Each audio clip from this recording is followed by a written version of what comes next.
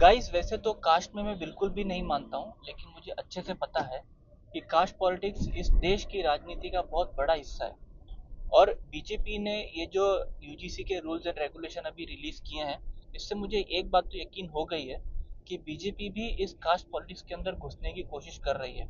और ये यूजीसी के रूल्स एंड रेगुलेशन लाके बीजेपी ने अपना एक बहुत बड़ा सेल्फ गोल किया है। सेल्फ गोल ही नहीं, मैं तो कहूंगा कि सुसाइडल किया है।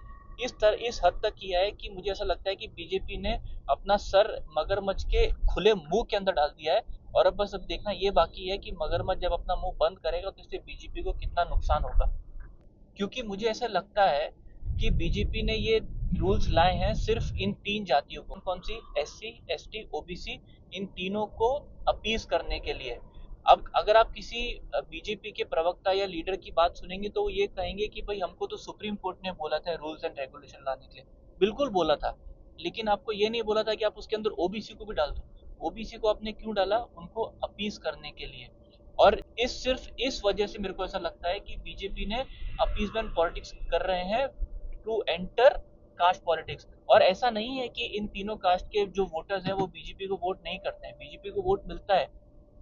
बीजेपी को इन इन तीनों कास्ट के वोटर्स वोट करते हैं हिंदुत्व के नाम पे, फाइनेंशियल सिक्योरिटी यानी कि गरीब कल्याण योजना के नाम पे, और हिंदुत्व के नाम पे, या तो फिर अब नेशनल सिक्योरिटी के नाम पे। इन तीनों के नाम पे वोट मिलते हैं, लेकिन वोट मिलते हैं नेशनल इलेक्शन के टाइम पे ज्यादा मिलते हैं, म्यूनसिपल के टाइम पे एकदम कम, और विधानसभा के टाइम पे थोड़ा बीच में, मीडियम में।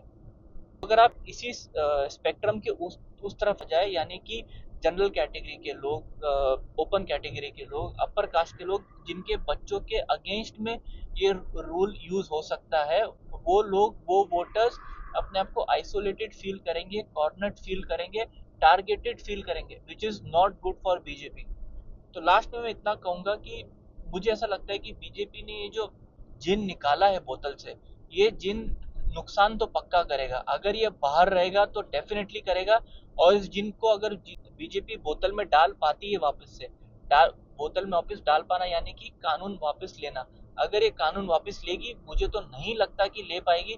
और अगर लेगी तो इससे भी बड़ा नुकसान होगा, बिल्कुल होगा, 110% होगा। आप बताइए कमेंट में कि आपको, आप लोगों को क्या लगता है।